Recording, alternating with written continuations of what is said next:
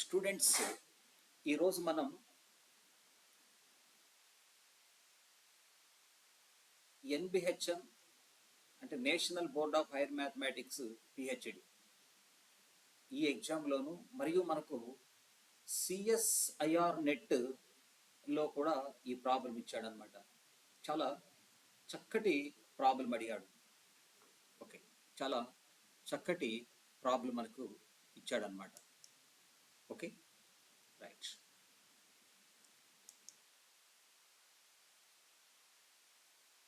So ఏమిటి ఆ problem అనేటువంటిది మనం ఒకసారి ఆలోచిస్తే చూడండి, ఇక్కడ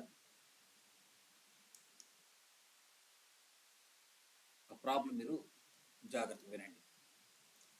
let A equals to 1 1 1 0 and alpha n and beta n are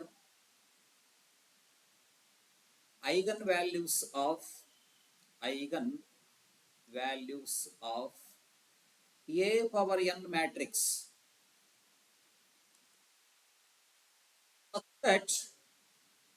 such that modulus of alpha 1 is greater than or equals to modulus of beta n. Then which of the following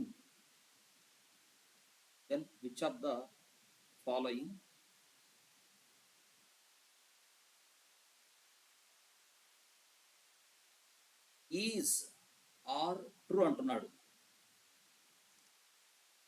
which of the following is are true అంటున్నాడు.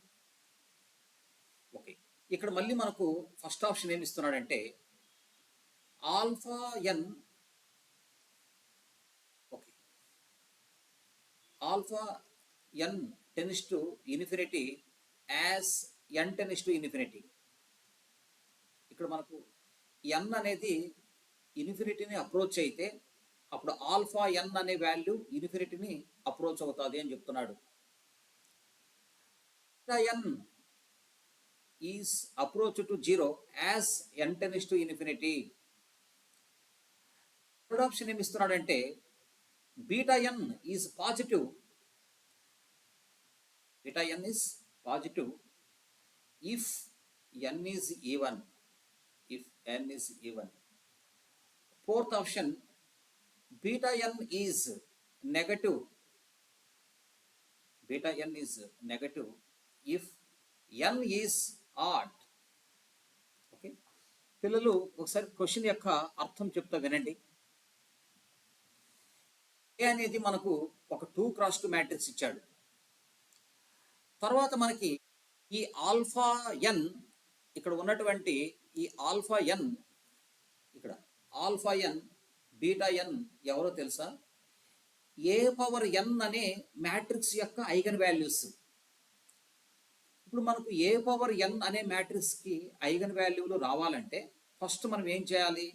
ఏ అనే మ్యాట్రిక్స్కి eigen వాల్యూలు ఎప్పుడైతే calculate చేస్తావో అప్పుడు ఆటోమేటిక్గా మనము ఏ power ఎన్ అనే matrix కూడా మనము ఐగన్ వాల్యూస్ మనము క్యాలిక్యులేట్ చేయొచ్చు అట్లా. కాబట్టి ఏ పవర్ ఎన్ అనే మ్యాట్రిక్స్ యొక్క eigen values lambda 1 and beta 1, lambda n and beta n అయితే ఇక్కడ మనకు ఇస్తున్నాడు అనమాట. అట్లా బీటా ఆల్ఫా ఎన్ అనే ఐగన్ వాల్యూలో n is approach to infinity తీసుకుంటే అప్పుడు ఆల్ఫా ఎన్ అనే eigen value approach to infinity. Beta n అనే ఆ ఐగన్ వాల్యూలో n is approach to infinity అయినప్పుడు beta n is approach to 0 అయిపోతుందంట. ఎన్ అనేది ఈవన్ నెంబర్ తీసుకుంటే అప్పుడు బీటా ఎన్ అనేది పాజిటివ్, ఎన్ అనేది ఆడ్ తీసుకుంటే బీటా ఎన్ నెగిటివ్ వస్తుంది అంటాడు. ఇప్పుడు మనము చేయవలసినటువంటి పని ఏమిటంటే ఇచ్చినటువంటి మ్యాట్రిక్స్కి ఫస్ట్ మనము ఐగన్ వాల్యూస్ను ఫైండ్ అవుట్ చేయాలి. ఎప్పుడైతే నువ్వు ఏ అనే మ్యాట్రిక్స్కి ఐగన్ వాల్యూలు ఫైండ్ అవుట్ చేస్తావో ఏ పవర్ ఎన్ అనే మ్యాట్రిక్స్కి నీకు ఆటోమేటిక్గా ఐగన్ వాల్యూస్ పాసిబిలిటీ అయిపోతాయి. సో ఇప్పుడు ఏ అనేది ఇది ఒక 2x2 మ్యాట్రిక్స్ కదా. ఇట్లా 2x2 మ్యాట్రిక్స్ ఇచ్చినప్పుడు క్యారెక్టరిస్టిక్ ఈక్వేషన్.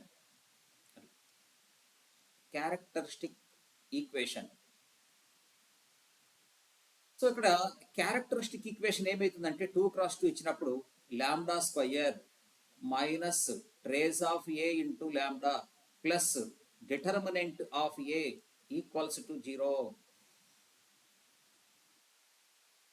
ఇది మనకు 2x2 మ్యాట్రిక్స్ మనకు ఇచ్చినప్పుడు 2x2 మ్యాట్రిక్స్ ఇచ్చినప్పుడు ఈ ఫార్ములా ద్వారా మనము క్యారెక్టరిస్టిక్ ఈక్వేషన్ కనుక్కొని ఐగన్ వాల్యూస్ మనం ఫైండ్ అవుట్ చేయొచ్చు. సో లాంబ్డా స్క్వేర్ ట్రేస్ అంటే 1 + 0 1 ఇంటూ లాంబ్డా. డిటర్మినెంట్ ఎంత అవుతుంది చూడండి, ఏడి మైనస్ బీసీ, కాబట్టి మనకు ఇక్కడ determinant -1 = 0. So this is A, this is B, this is C. ఇది క్వాడ్రాటిక్ ఈక్వేషన్ కాబట్టి మనం రూట్స్ కనుక్కోవాలి. కాబట్టి using the formula -b ± b² - 4ac divided by 2. So అప్పుడు లాంబ్డా ఈజ్ ఈక్వల్ టు మనకు 1 + √5/2 ఒకటి, 1 - √5/2 మరొకటి. Now I found eigen values of given matrix. ఓకేనా? ప్రస్తుతం నేను ఏ అనే మ్యాట్రిక్స్కి ఐగన్ వాల్యూలు కనుక్కున్నాను. ఇప్పుడు మన టార్గెట్ ఏంది? a⁴n అనే మ్యాట్రిక్స్కి ఐగన్ వాల్యూలు మనం కనుక్కోవాలి. అది మన టార్గెట్. ఓకేనా? ఎలా చేస్తాము? a⁴n అనే మ్యాట్రిక్స్ మీరు గమనించుకోండి. ఇప్పుడు ఫర్ ఎగ్జాంపుల్ ఏ అనే మ్యాట్రిక్స్కి ఐగన్ వాల్యూస్ λ1 అండ్ λ2 పిల్లలు.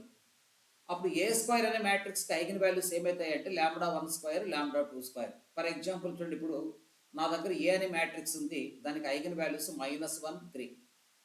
అప్పుడు నాకు a³ అనే మ్యాట్రిక్స్కి ఐగన్ వాల్యూస్ కావాలంటే ఇక్కడ ఉన్న ప్రతి ఐగన్ వాల్యూని క్యూబ్ చేయాలి. అప్పుడు -1³ ఎంత నీకు? -1. 3³ ఎంత అవుతుందో చూడండి, 27 కదా. ఇది అలాగే ఇప్పుడు మనం ఏం చేయాలా? a⁴n అనే మ్యాట్రిక్స్కి ఐగన్ వాల్యూస్ మనము కనుక్కోవాలి. అది మన టార్గెట్. ఇప్పుడు ఏ మ్యాట్రిక్స్ యొక్క ఐగన్ వాల్యూలు ఇవి. Yes, a⁴n eigen values, a⁴n eigen values are చూడప్పుడు ఆల్ఫా n అంటే చూడండి దీనికి. అప్పుడు a⁴n అనే మ్యాట్రిక్స్కి ఎంత అవుతుందో చూడమ్మా, 1 + √5/2 కదా. ఇప్పుడే కదా మీకు చెప్పాను చూడండి, ఏ మ్యాట్రిక్స్కి ఐగన్ వాల్యూస్ ఈ విధంగా ఉంటే అప్పుడు a³ అన్నప్పుడు ప్రతి ఐగన్ వాల్యూకి మనం క్యూబ్ వేయాలి. అట్లా a⁴n అన్నప్పుడు ప్రతి ఐగన్ వాల్యూకి మనం ఏం చేయాలో పవర్ n చేయాలి. This is alpha n. అలాగే దిస్ ఈజ్ బీటా n, 1 - √5/2 ఇది బీటా. చూస్తున్నారా? Okay, beta n.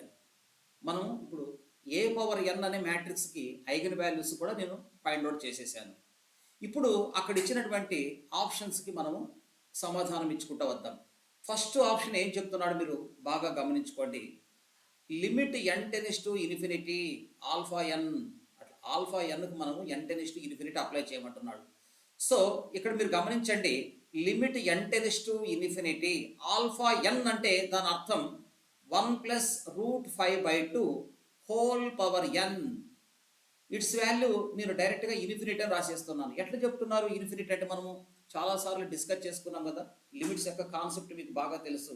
మనకు లిమిట్ n → a/b² ఉన్నప్పుడు మనం చాలాసార్లు కూడా డిస్కస్ చేసుకున్నాము. ఇలా ఉన్నప్పుడు ఇక్కడ మనకు 0 కూడా పాసిబిలిటీ అవుతుంది. ఎప్పుడు a < b. ఏ వాల్యూ అనేది b వాల్యూ కన్నా తక్కువగా ఉంటే 0, a < b ఉంటే ఇన్ఫినిటీ, అలాగే 1 a = b. అప్పుడు ఈ ఫార్ములాను ఉపయోగించుకొని చేయాలి. నేను ఇక్కడ ఇన్ఫినిటీ అని రాసేస్తున్నా. ఎందుకు ఇన్ఫినిటీ రాస్తున్నాను చూడండి, ఇక్కడ మనకు a/b² అంటున్నాడు. ఇక్కడ న్యూమరేటర్ వాల్యూ డినామినేటర్ వాల్యూ కన్నా ఎక్కువగా ఉంది. ఎందుకంటే ఇక్కడ మనకు 1 ఇక్కడ √5 అంటే అప్రాక్సిమేట్గా దాని వాల్యూ 2 డివైడెడ్ బై 2. అప్పుడు న్యూమరేటర్ వాల్యూ 3 డినామినేటర్ 2 కదా. కాబట్టి numerator value is greater than denominator. కాబట్టి ఇట్స్ వాల్యూ ఇన్ఫినిటీ. ఇది అప్లికేబుల్ అవుతుంది దీనికి. ఓకేనా? So 1 is exactly correct answer. 1 is correct answer. 1 is correct answer. తర్వాత 2 మనకేమిస్తున్నాడు ఒకసారి ఆలోచించుకోండి. 2 limit n → ∞. Limit n tends to infinity beta n meaning 1 minus root 5/2 whole power n. ఇప్పుడు మీరు గమనిస్తే ఇక్కడ మనకి ఇక్కడ గమనిస్తే చూడండి, ఇక్కడ ఇది ఏ వాల్యూ, ఇది బి వాల్యూ. ఇక్కడ 1 మైనస్ రూట్ 5 అంటే 2 పాయింట్ సంథింగ్ డివైడెడ్ బై 2 కదా, అప్పుడు నీకు 0 వచ్చేస్తుంది. ఎందుకంటే ఏ లెస్ దాన్ బి. అట్లా ఏ వాల్యూ బి వాల్యూ కన్నా చిన్నది కాబట్టి నీకు 0 వస్తుంది. కాబట్టి 2 ఈజ్ కరెక్ట్ ఆన్సర్. తర్వాత థర్డ్ వన్ మీరు గమనించండి. సో మనము థర్డ్ దానికి మనం ఆన్సర్ తీసుకుందాం. Third one. సో మనకు బీటా ఎన్ ఏమిస్తున్నాడు, 1 మైనస్ రూట్ 5/2 హోల్ పవర్ ఎన్. వాడు ఏం చెప్తున్నాడంటే చూడండి, ఇక్కడ మనకు ఎన్ ఈజ్ ఈవన్. ఎన్ అనేది మనం ఈవన్ నెంబర్ పెట్టుకుందాము. మీరే ఒకసారి అబ్జర్వ్ చేయండి. ఇక్కడ మనము ఎన్ అనేటువంటిది ఈవన్ నెంబర్ పెట్టుకుంటే ఏం జరుగుతుంది ప్లీజ్. ఇప్పుడు beta n is equal to 1 minus, for example నాకు ఈవన్ నెంబర్ అన్నప్పుడు నేను ఎన్ దగ్గర 2 తీసుకుంటాను. అది ఎన్ దగ్గర 2 పెట్టుకుంటాను. అప్పుడు 1 మైనస్ రూట్ 5/2 హోల్ పవర్ 2 కదా. ఇది ఈ ఎగ్జాంపుల్ కూడా మనకు అవసరం లేదు, ఇక్కడే తెలిసిపోతుంది. చూడు, ఇక్కడ ఒకవేళ ఇది ఈవన్ నెంబర్ కదా, ఇక్కడ నెగటివ్ వచ్చినా దాని పవర్లో ఈవన్ నెంబర్ ఉంటే అప్పుడు ఆటోమేటిక్గా నీకు పాజిటివే కదా వచ్చేది. ఇక్కడ దీని వాల్యూ నెగిటివ్ వచ్చినా పైన పవర్లో ఏముంది, ఈవన్ నెంబర్ ఉన్నప్పుడు నీకు ఆటోమేటిక్గా పాజిటివే కదా వచ్చేది.